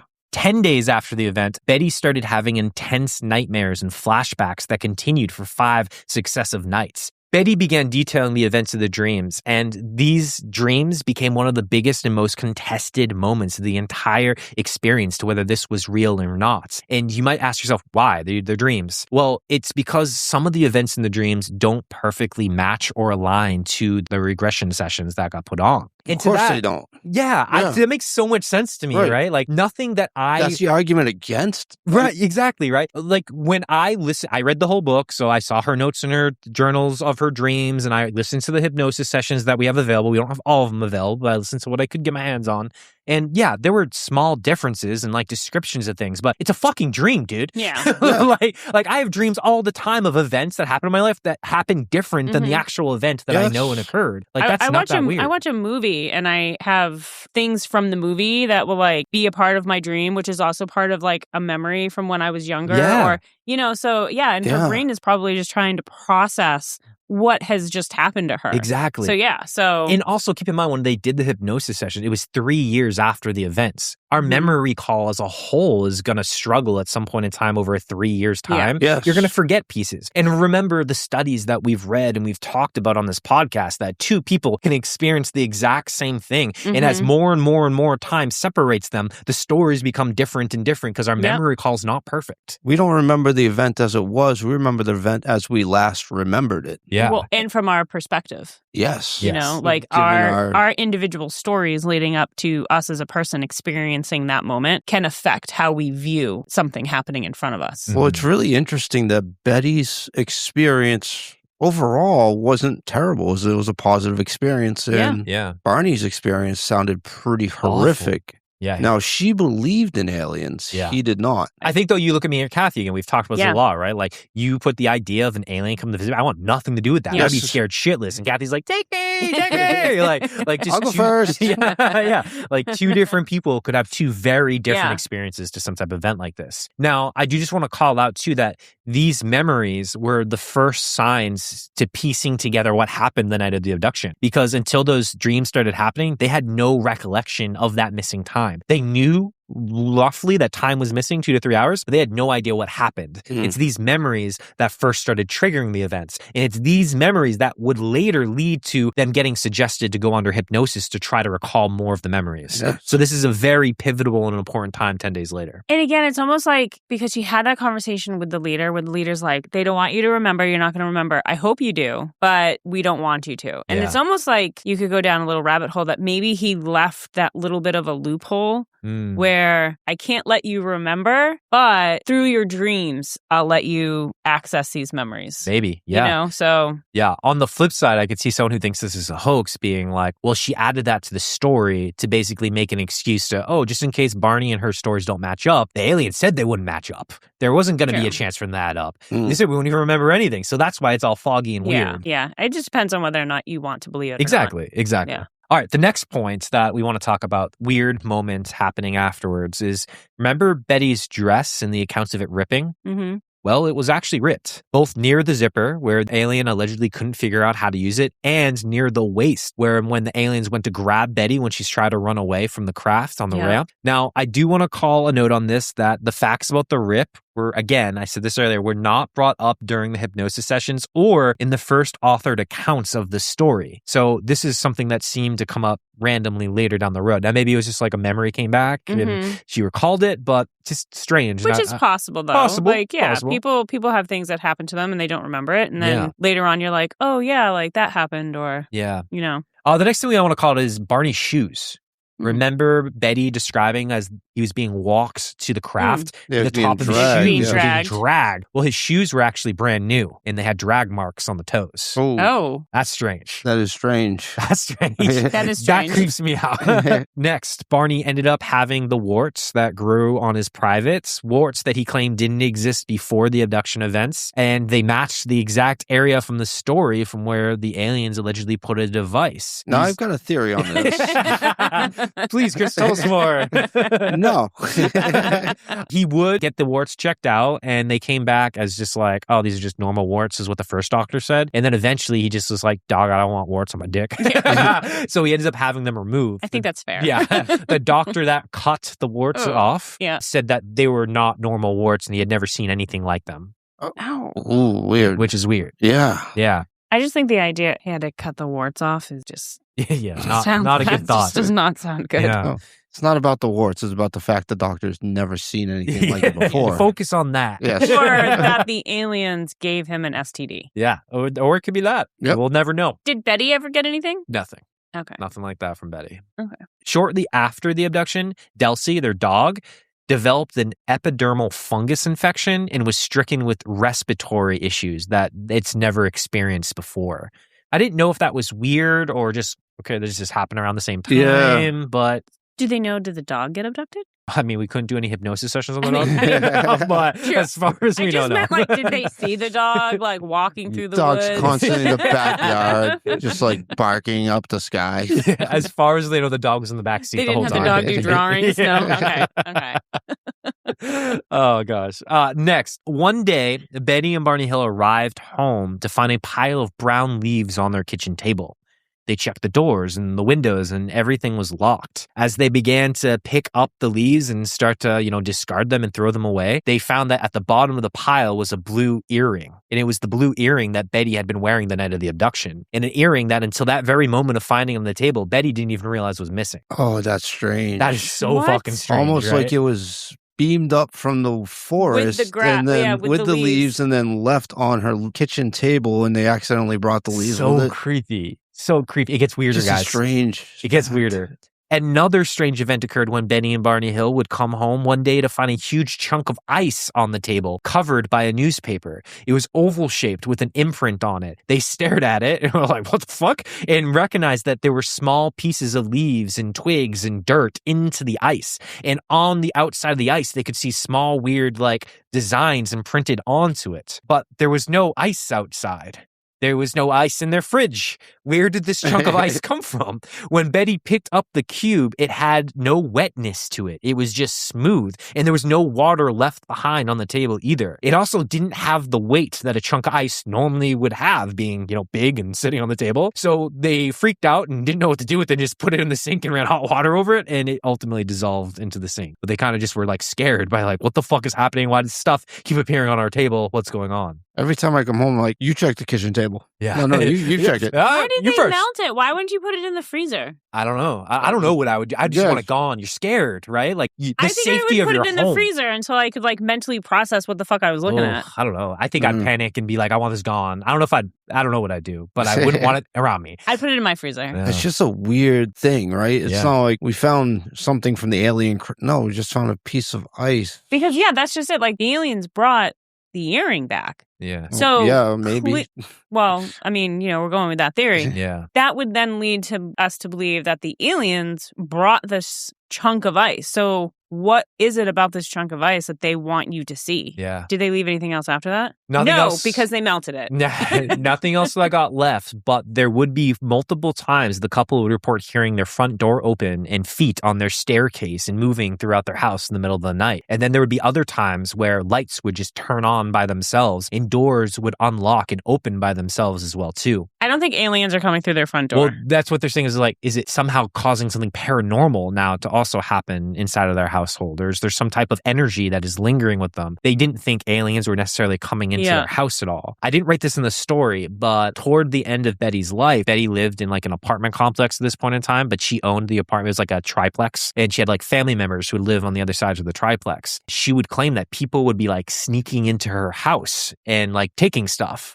One time when Betty was away and wasn't there at all, one of her family members living into it heard footsteps inside of the house, and they go into the house and they start looking for it, and they hear something upstairs, and they go upstairs and they think that there's something in the closet. And as they open up the closet, they hear the front door close, and they run down the stairs and they see a man running away from the house. What? Yeah. That is Like, scary. Yeah, like super unexplainable. And that's not even Betty's like witness. That's like But some third that would party. make you think that there was actually maybe a person who is going into her house. Yeah, or fucking with them. It's That's like someone terrifying. following them and like fucking with them. I mean, their story went public. It's huge. It's out in the universe. Like, are people just trying Somebody to... wanted to own a piece of the story, Maybe. or somebody Or was look- checking in on them. Yeah, It watching was- Looking for them. something that... Yeah, It was It's got a pretty little wild. Men in Black feel to it. It does.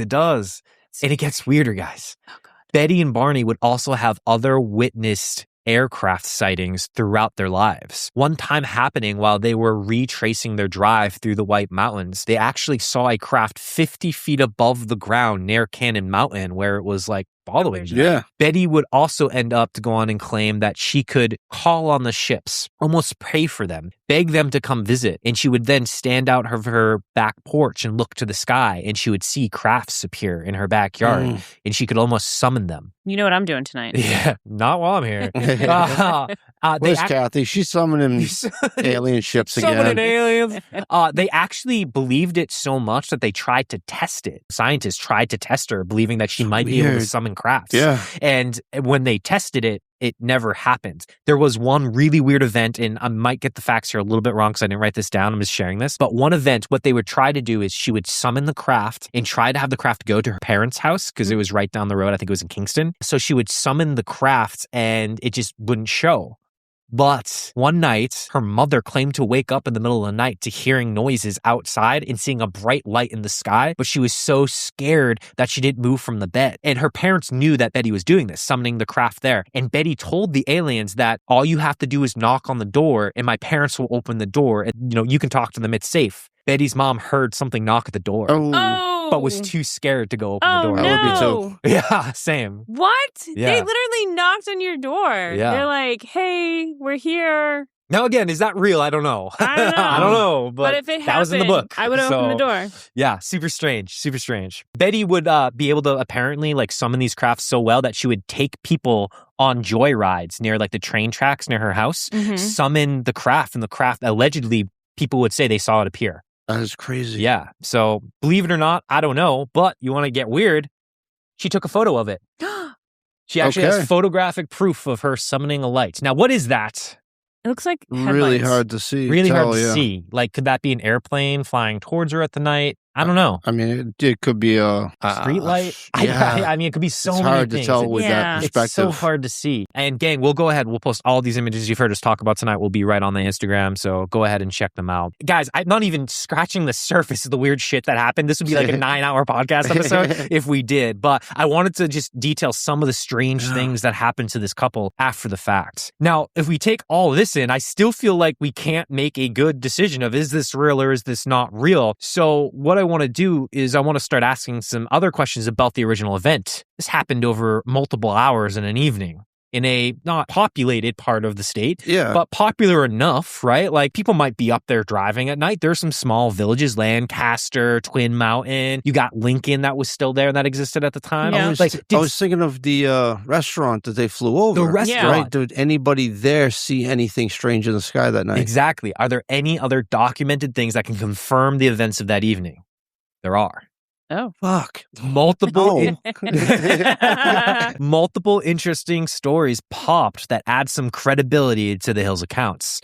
Let's start with Project Blue Book. They investigated the Hills claims. And although their report ended up inconclusive, they actually first said it was a version and then came out and said inconclusive. But if you look into the Project Blue Book reports, there's some really interesting things. The first thing to note is they did confirm that the weather was crystal clear the night of the events. A report that same day came into Pease Air Force Base that personnel observed an unidentified aircraft on precision approach radar 4 miles from one of their control towers. It continued its approach until it stopped about a half mile from the station. Obviously, people being like, what the hell is this on the satellite radar? I don't know what this is. They tried to go be able to see it. They couldn't see anything, but the radar was continuously picking something up that night, and that occurred at approximately 2:14 in the morning, the same night of the abduction. In the 1960s at a Pease Air Force Base, we had the bombers that would carry nuclear weapons. So that base was very well observed and protected at that time. Yeah. So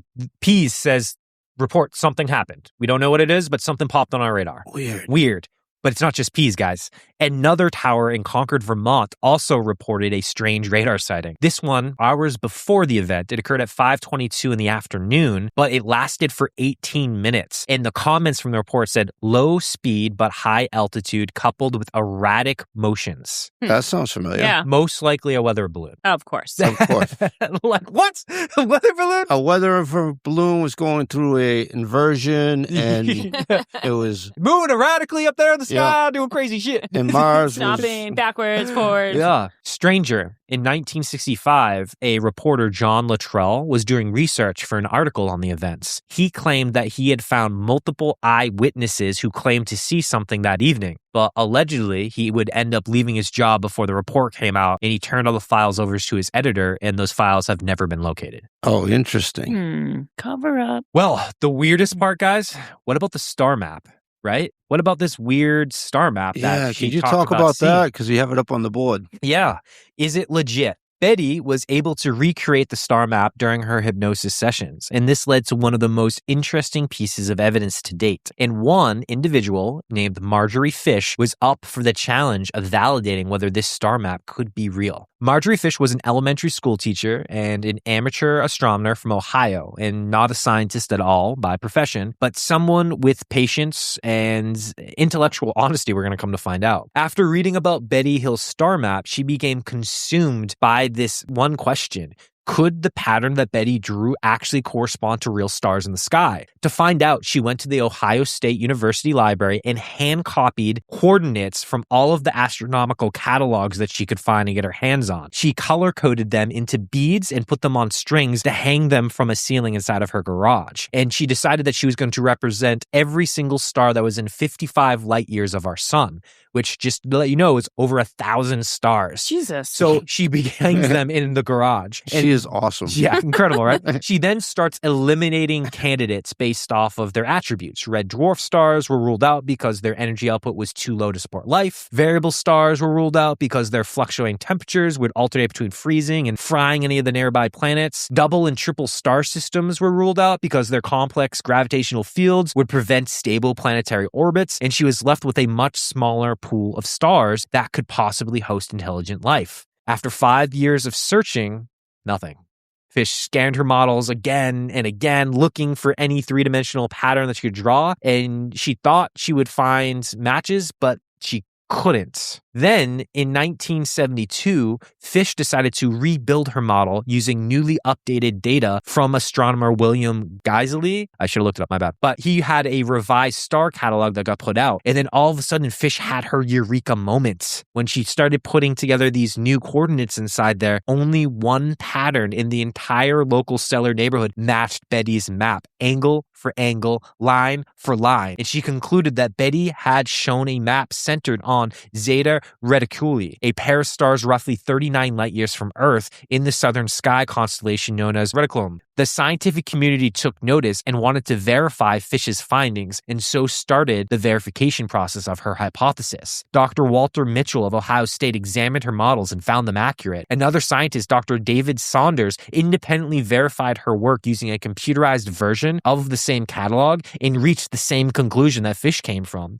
Dr. J. Allen Hynek, one of the most respected astronomers in the country, arranged a formal meeting with the Adler Planetarium in Chicago, and they reviewed her findings. Even nuclear physicist Stanton Friedman championed her work publicly, and in December 1974, Astronomy magazine published a full article on what became known as the Zeta Reticuli incident. But here's probably the most interesting part of the story.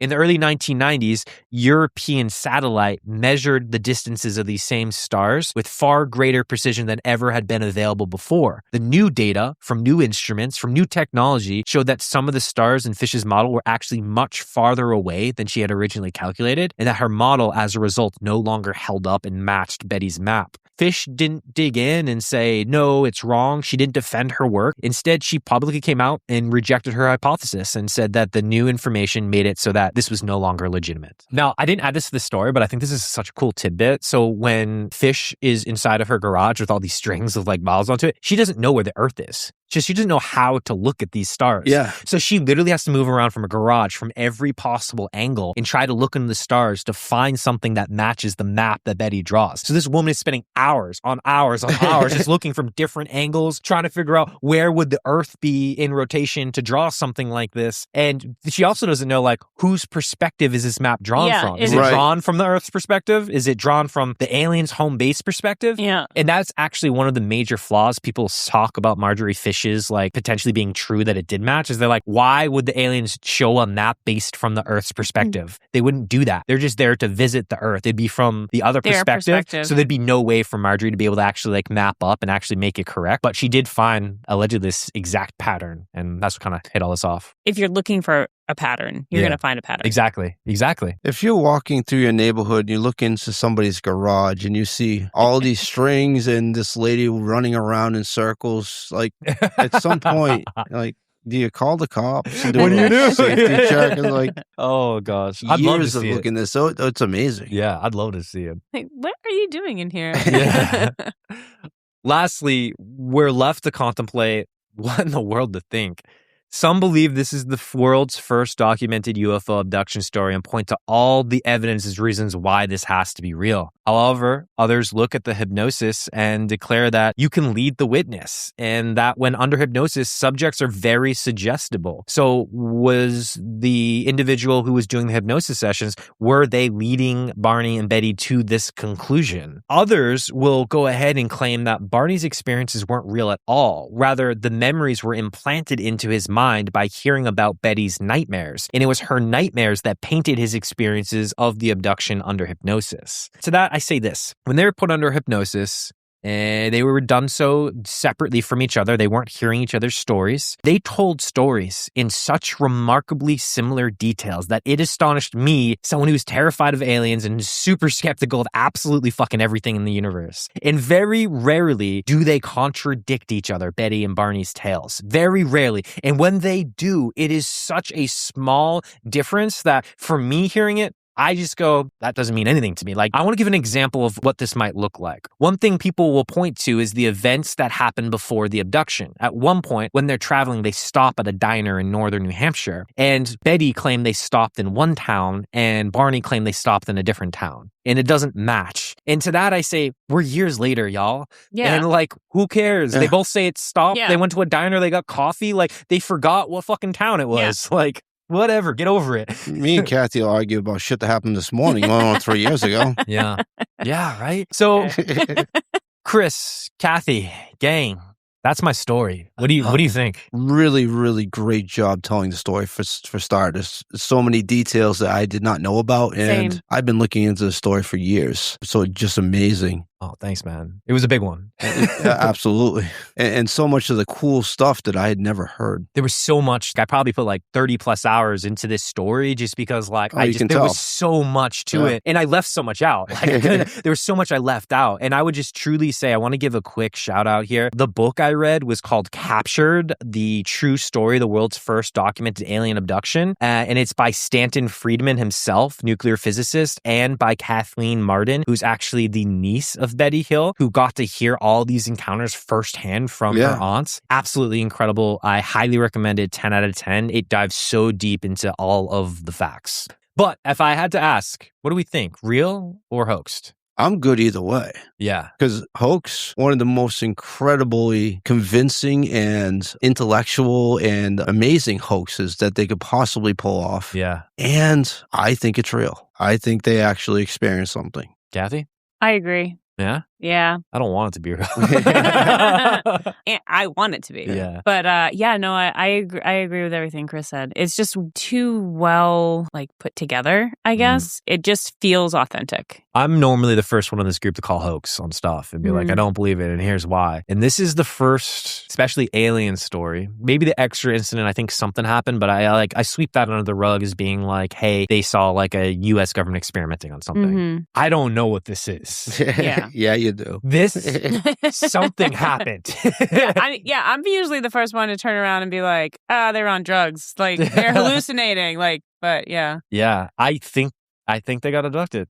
Yeah. And it weirds me out saying that because I don't want them to get abducted. I'm scared of aliens, but I think they did. And gang, let us know what you think. Jump over to our Reddit and to our Instagram and drop us a line. Let us know, is this real? What do you think after hearing this maybe almost 2-hour story that we're telling here today? But Kathy, Chris, thank you so much for listening. I know this was a fucking journey and it was a long one. So this was good. Thank you fantastic job. Thank you. Well, gang, we hope you enjoyed it as well. And if you did, feel free to go ahead and check out our Instagram. Again, that is at Weirder After Dark, where I'll be going ahead and we'll post some images, and I got a lot of them that are going to go ahead and support this story. You can see images of the leader, of the examiner, of the star map, all of Betty and Barney Hill throughout their lives and, what they looked like. And remember, it's not just Instagram. We're out there building some community. So that means that you can visit us over on the Reddit as well as the Facebook. Again, that is at Weirder After Dark. And we are always, always on the hunt for your weird New England stories. So I ask you, through this microphone, have you been abducted? Please lie to me. If you have, tell me no. If you have, send us the story. Yeah, send us that damn story, and you can send it to thegang@weirderafterdark.com. And it doesn't have to be abductions. You got ghost stories, you got weird tales, you got story suggestions, send them our way. And remember that if you are liking this shit, if you're absolutely in love with this shit, the two best things you can do for us is one, give this a like wherever it is that you're listening and drop a comment. And second, find yourself over to ghostpoppy.com and buy a fucking candle. They smell great. You won't get abducted. Well, your nose might. And remember, it always gets a little weirder after dark. Bye. Thank you, guys.